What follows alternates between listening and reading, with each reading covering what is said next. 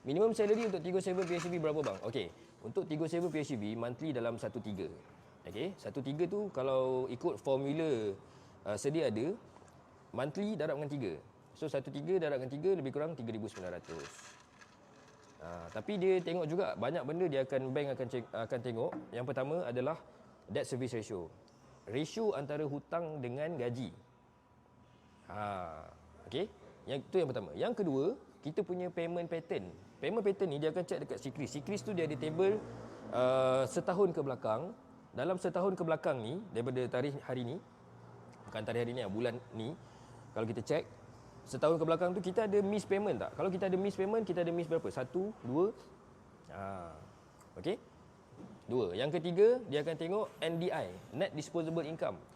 Lepas tolak gaji bersih, lepas tolak segala expenses yang bank boleh track, berapa balance kita ada. Dia nak tengok kita ni boleh service ke tak loan kereta tu. So itu antara kriteria-kriteria yang bank akan tengok.